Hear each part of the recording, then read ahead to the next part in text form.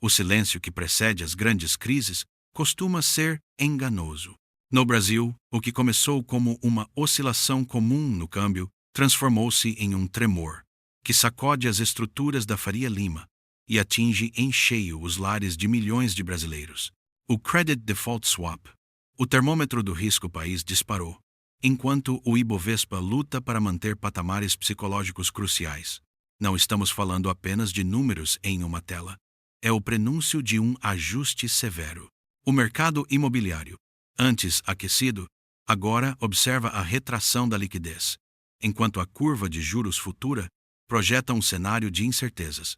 Estamos diante de um ajuste cíclico ou no epicentro de um terremoto financeiro que pode levar a economia a uma recessão profunda, onde a teoria econômica encontra a realidade do bolso? O sinal de alerta foi ligado. Os primeiros sinais surgiram de forma sutil, mas persistente. A fuga de capital estrangeiro acelerou, refletindo uma desconfiança crescente na política fiscal brasileira. Quando investidores globais retiram seus dólares, a pressão sobre o câmbio é imediata, forçando o Banco Central a intervenções constantes ou à elevação da Selic. A inflação, que parecia sob controle, começa a contaminar os preços de serviços e bens essenciais, corroendo o poder de compra das famílias. Observamos o aumento do spread bancário e uma seletividade extrema na concessão de crédito. O setor imobiliário, sensível aos juros de longo prazo, já demonstra sinais de exaustão. Estes não são eventos isolados, mas o início de um efeito dominó que ameaça a estabilidade nacional. Para entender a gravidade do momento, é preciso observar o mecanismo desse choque. Quando a liquidez global seca, economias emergentes como o Brasil são as primeiras a sentir o impacto. O aumento das taxas de juros nos Estados Unidos atua como um imã, drenando o capital que financiava nossa dívida e nossos investimentos. Internamente, a Selic alta para conter a inflação gera um efeito colateral perverso: o encarecimento da dívida pública e o desestímulo ao consumo. As empresas, enfrentando custos de capital proibitivos, suspendem planos de expansão e reduzem quadros de funcionários. É um ciclo vicioso, onde o medo da recessão acaba por gerar, transformando uma crise de confiança em uma paralisia produtiva real e dolorosa. A história econômica global oferece paralelos sombrios que não podemos ignorar. O cenário atual remete à crise asiática de 1997, quando o FMI precisou intervir após um colapso repentino de confiança e liquidez. Naquela época, o contágio foi rápido, derrubando moedas e mercados em efeito dominó. O Brasil, assim como a Tailândia ou a Coreia do Sul naquele período, enfrenta o desafio de manter reservas internacionais robustas, enquanto tenta ancorar as expectativas do mercado. Quando o CDS sobe, o mercado está, na prática, precificando a probabilidade de um desastre. Ignorar esses precedentes históricos é esquecer que, em crises de liquidez, a solvência de uma nação pode ser questionada em questão de semanas, não meses. Olhando para vizinhos e pares emergentes, o espelho é preocupante. A Argentina serve como um aviso constante sobre os perigos da dominância fiscal e da perda da âncora inflacionária. Já o caso da Grécia, na crise da zona euro, demonstrou como a rigidez de gastos e o endividamento excessivo podem levar a uma década perdida de austeridade e desemprego estrutural. O Brasil hoje flerta com indicadores que lembram a Turquia: uma moeda volátil e a dificuldade em convencer investidores de que a política monetária será técnica e não política. Quando o mercado percebe que as reformas são insuficientes para garantir a sustentabilidade da dívida, o risco de venezuelização, embora extremo, passa a ser discutido como um alerta sobre a erosão das instituições. No epicentro deste terremoto, o impacto na economia real manifesta-se através da estagnação do PIB. O setor industrial, já debilitado por custos elevados, enfrenta agora o desafio de insumos importados mais caros devido à desvalorização do real.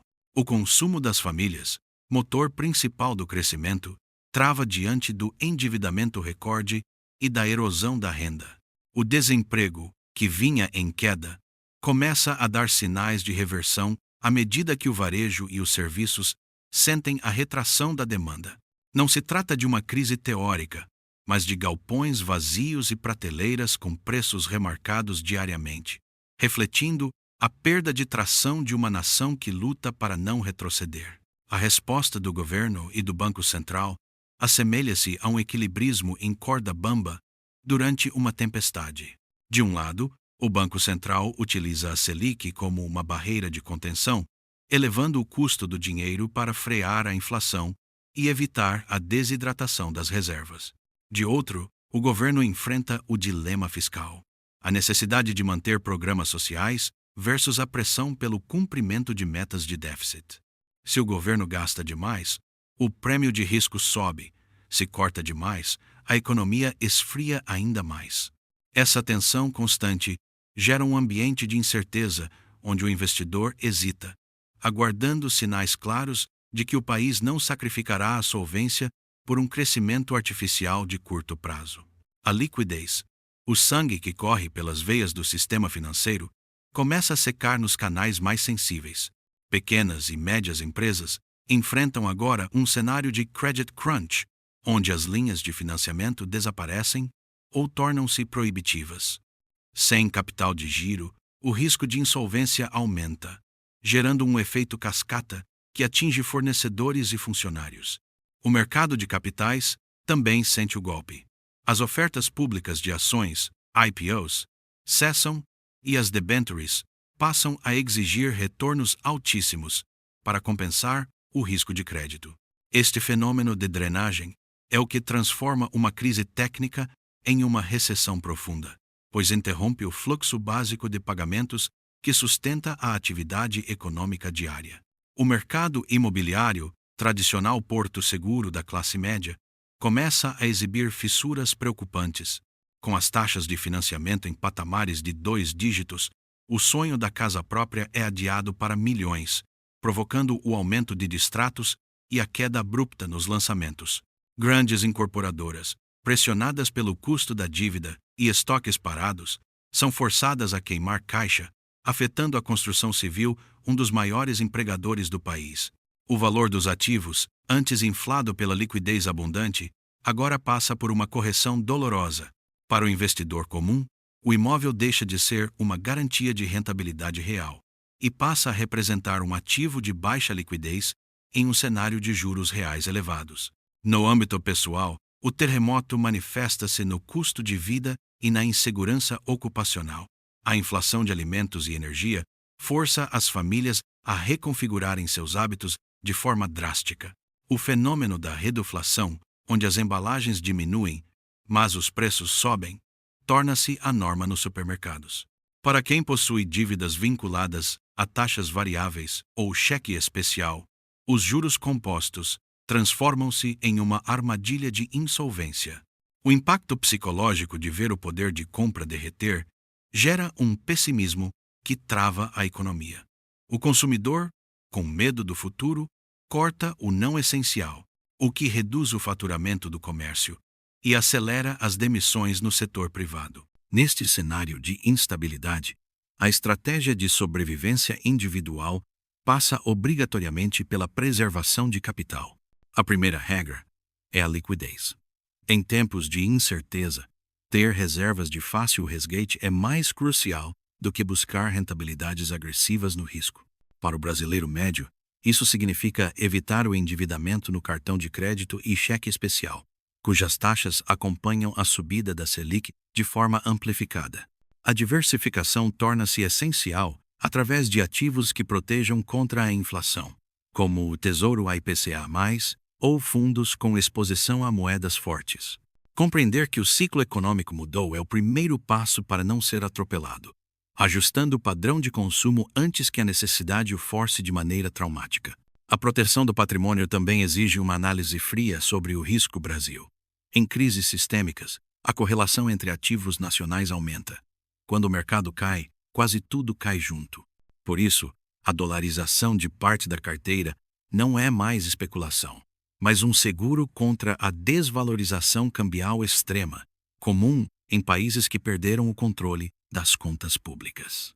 Para o pequeno investidor, o uso de ETFs ou fundos internacionais permite essa proteção sem grandes quantias. Paralelamente, a educação financeira torna-se a ferramenta de defesa mais valiosa. Entender o que é o CDS e como ele antecipa movimentos pode significar a diferença entre realizar um prejuízo no pânico ou manter a calma e proteger seus recursos em ativos defensivos. O papel das instituições financeiras e o comportamento dos grandes bancos brasileiros também entram em fase crítica. Em períodos de estresse, as provisões para devedores aumentam, tornando o sistema mais defensivo e menos propenso a financiar o crescimento.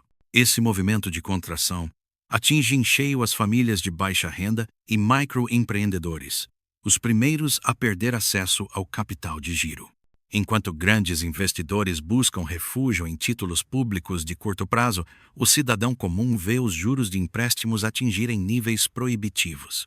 A estabilidade do sistema bancário nacional é robusta, mas o custo dessa solidez é muitas vezes o sacrifício do crédito barato, o que aprofunda a paralisia do consumo e o sentimento de recessão. No horizonte das finanças públicas, o teto de gastos e as regras fiscais são o centro de um debate acalorado. Quando o mercado percebe que o governo pode recorrer a manobras contábeis para expandir despesas, a confiança desmorona.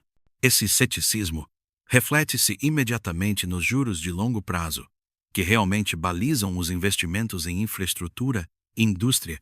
Se o governo não convence de que a dívida é sustentável, o Banco Central fica isolado na luta contra a inflação, mantendo juros que sufocam a recuperação econômica.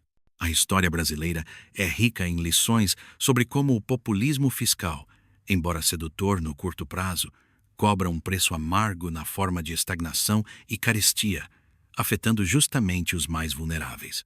O setor de commodities, pilar da nossa balança comercial, funciona como um amortecedor, mas não está imune.